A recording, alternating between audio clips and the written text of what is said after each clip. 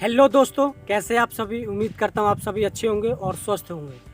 दोस्तों, हमारे देश में 100% स्टार्टअप शुरू होते हैं, लेकिन उनमें 95% स्टार्टअप फेल हो जाते हैं और 5% स्टार्टअप ऐसे होते हैं जो सक्सेस कर पाते हैं, जो आगे सर्वाइव कर पाते हैं। तो ऐसा क्यों होता है, आज की इस वीडियो में हम 10 कारणों की वजह से जानेंगे। जी हाँ दोस्तों, तो स्टार्टअप से अगर बाहर निकलना है तो इसके दो तरीके हैं। पहला, या तो उसे छोड़ दें या फिर उस स्टार्टअप को बेच दें। मगर फैसला इतना आसान नहीं होता। क्यों? क्योंकि जिस स्टार्टअप को आपने स्टार्ट किया उसे स्टार्ट करने में काफ़ी मेहनत लगी, स्ट्रैटेजी लगी, फंडिंग लगी, पैसा लगा और काफ़ी सारे मैन पावर लगे। ये सारी चीज़ें लगती हैं, इसलिए उनको बेचना इतना आसान नहीं होता।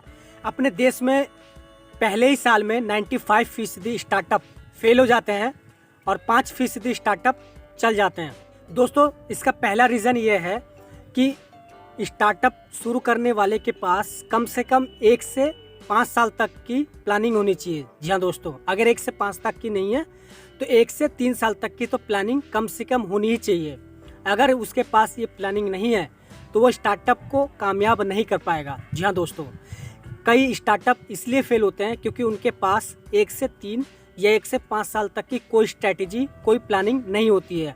उन्हें यही नहीं पता होता है कि हमें 1 से 3 साल तक कौन सी इनोवेशन लानी है और कौन सी इनोवेशन नहीं लानी है। इन्हें गंभीरता से सोचने की बहुत ज़रूरत होती है। दूसरा रीज़न है दोस्तों, मजबूरी में शुरू करना। जी हाँ दोस्तों, कोई भी व्यक्ति स्टार्टअप शुरू इसलिए करता है क्योंकि किसी को अपना जॉब पसंद नहीं आता, या फिर जॉब पसंद आता है तो उसे अपने बॉस के साथ पटरी नहीं पड़ती। इसी वजह से वो मजबूरी में जॉब छोड़ देता है और स्टार्टअप शुरू करता है। यानी कि उसका कोई पैशन नहीं है स्टार्टअप शुरू करने के लिए। इसलिए 95% स्टार्टअप अपने देश में पहले ही साल में फेल हो जाते हैं और 5% कामयाब हो जाते हैं। इसका दूसरा कारण ये है कि स्टार्टअप शुरू करने वाले के पास, यानी फाउंडर एंड CEO के पास कोई भी इनोवेशन करने की या फिर पैशनेट नहीं होता है वो। जी हाँ दोस्तों, तो अगर आप एक एंटरप्रेन्योर हैं, स्टार्टअप शुरू करना चाह रहे हैं, तो आपको अपने अंदर पैशनेट होना चाहिए उस बिज़नेस को समझने के लिए। यदि आप पैशनेट नहीं है तो आपका बिज़नेस कभी भी नहीं चल सकता।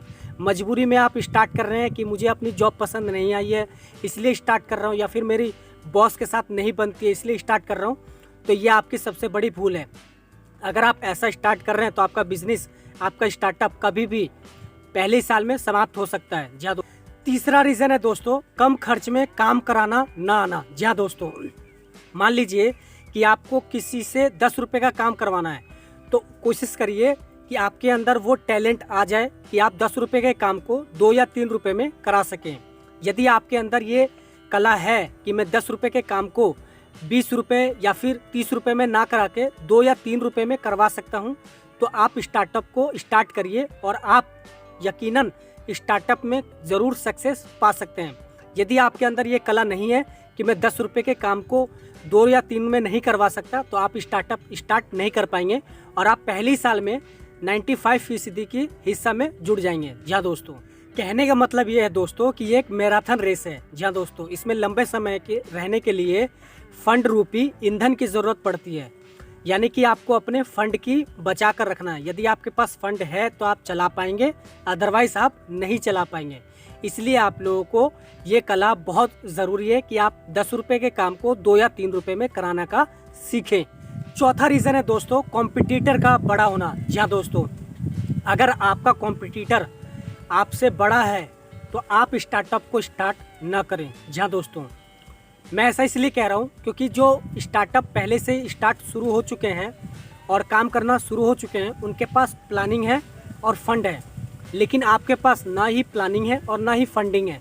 तो इसलिए आप पहले ही साल में स्टार्टअप बंद करने का चांस ज़्यादा होता है। तो अगर आपका कॉम्पिटिटर बड़ा है तो मैं आपसे यही दरख्वास्त करूँगा कि आपके पास अच्छी प्लानिंग हो और फंडिंग की काफ़ी उपलब्धता हो। अगर ये दोनों चीज़ें नहीं है तो आप अपने कॉम्पिटिटर को कम्पीट नहीं कर सकते।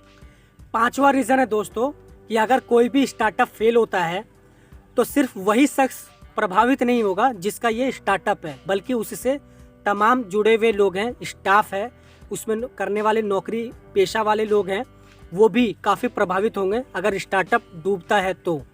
इसलिए ये ना सोचें कि सिर्फ मुझे ही प्रभावित होना पड़ेगा, बल्कि उससे जुड़े तमाम लोगों के परिवार के सदस्य को भी काफ़ी जूझना पड़ सकता है फाइनेंशियल क्राइसिस से। जी हाँ दोस्तों, तो पांचवा रीज़न है, पांचवा फाइनेंशियल क्राइसिस।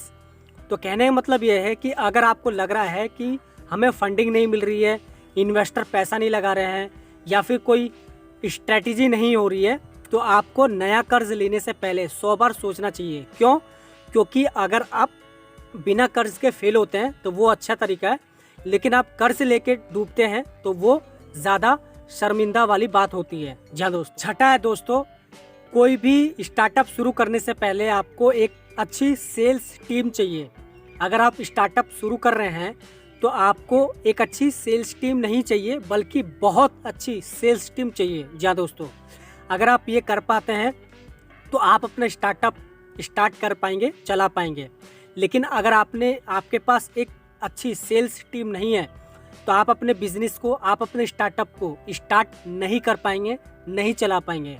आप भी उन्हीं 95% के लिस्ट में चले जाएंगे जो पहले ही साल में फेल हो जाते हैं। सातवां है दोस्तों, अगर एंटरप्रेन्योर्स को धूप में दौड़ने में काफ़ी दिक्कत, काफ़ी मशक्क़त करनी पड़ रही है, तो मेरी उन एंटरप्रेन्योर्स से गुजारिश है कि वो स्टार्टअप को स्टार्ट ना करें। क्यों?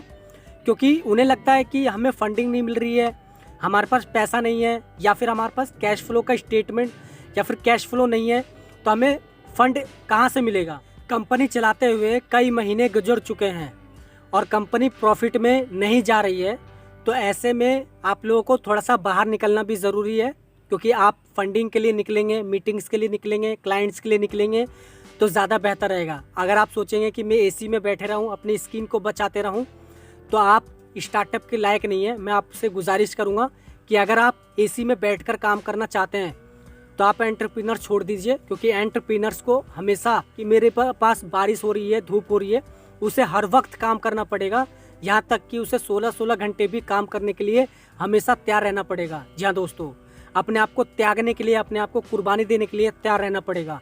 अगर वो कुर्बानी देता है तो ठीक है, नहीं तो स्टार्टअप बंद होने में ज़्यादा वक्त नहीं लगेगा। आठवां है दोस्तों, पार्टनर से लड़ाई। जी हाँ दोस्तों, मान लीजिए कोई भी स्टार्टअप को स्टार्ट करने में 3 दोस्तों ने स्टार्ट किया।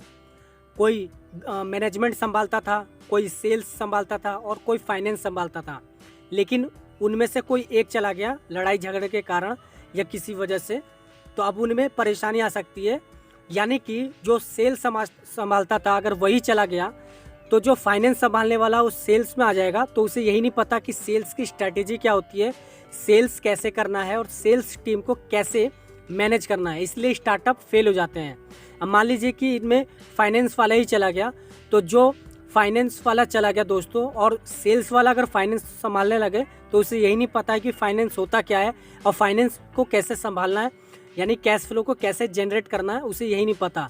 तो इसलिए स्टार्टअप पहले ही साल में बंद हो जाते हैं, सिर्फ लड़ाई झगड़े के कारण। यानी कि अगर आप लोगों को स्टार्टअप स्टार्ट करना है और उसे एक बुलंदी तक ले जाना है तो आप लोगों को मिलजुल के काम करना पड़ेगा, लड़ाई झगड़ा नहीं करना पड़ेगा। जादू 9वां है दोस्तों, ब्रेक इवन तक पहुंचने के लिए टाइम। जी हाँ दोस्तों, बहुत सारे स्टार्टअप इंतजार करते हैं कि मुझे ब्रेक इवन तक पहुंचना है।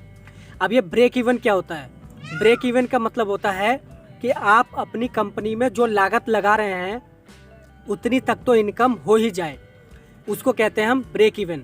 यानी कि कई सारे स्टार्टअप इंतज़ार में रहते हैं कि मेरी कम से कम ब्रेक इवन तक हमारी जो लागत है दोस्तों जो लग रही है वहाँ तक हमारी इनकम पहुँच जाए, मगर कई स्टार्टअप नहीं पहुँच पा रहे हैं।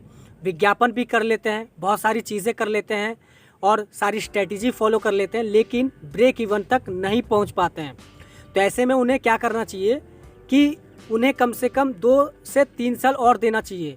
अगर ऐसे में ब्रेक इवन तक भी पहुंच जाते हैं तो स्टार्टअप स्टार्ट करने लायक है, अदरवाइज नहीं तो आपका स्टार्टअप बंद होने लायक है। जी हाँ दोस्तों, आपको फिर आपका स्टार्टअप बंद होने से कोई भी नहीं रोक सकता अगर 2 से 3 साल में नहीं। 10वां और लास्ट है दोस्तों, गलत लाइन। जी हाँ दोस्तों, गलत लाइन का मतलब क्या हुआ? गलत लाइन का मतलब ये हुआ कि आपने तत्कालिक फ़ायदा देख लिया लेकिन भविष्य का फ़ायदा नहीं देखा।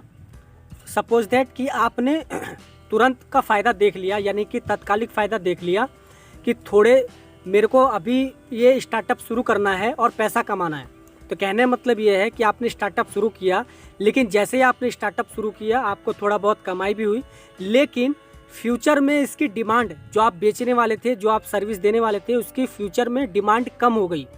तो ऐसे में आपका काम में मन नहीं लगेगा, और आपको काम में मन नहीं लगेगा तो हो सकता है कि आपका स्टार्टअप खुद ब खुद बंद होने की कगार पे आ जाए। तो इसलिए गलत लाइन एक 10वां रीज़न है और स्टार्टअप बंद होने का रीज़न है। तो ये 10 कारण है दोस्तों जिनकी वजह से देश में 95% हर एक साल में दोस्तों स्टार्टअप बंद हो जाते हैं, 5% ही कामयाब हो पाते हैं। तो ये 10 कारण अपने दोस्तों में शेयर करें ताकि उन्हें भी पता चले कि स्टार्टअप पहले ही साल में 95% क्यों फेल होते हैं और 5% क्यों कामयाब होते हैं। जहाँ दोस्तों अगली वीडियो में हम जानेंगे स्टार्टअप की जो कैश फ्लो है उसे कैसे बढ़ा सकते हैं, या फिर कैश फ्लो को कैसे हम जांच कर सकते हैं। जहाँ दोस्तों अगली वीडियो में हम जानेंगे। अगर आपके मन में कोई सवाल है, कोई इच्छा है कुछ पूछने की, तो आप कमेंट बॉक्स में पूछ सकते हैं। ट्विटर इंस्टाग्राम का लिंक डिस्क्रिप्शन में आप हमें फॉलो कर सकते हैं। इस चैनल को ज़रूर सब्सक्राइब करें। मिलेंगे नेक्स्ट वीडियो में, तब तक के लिए जय हिंद, जय भारत।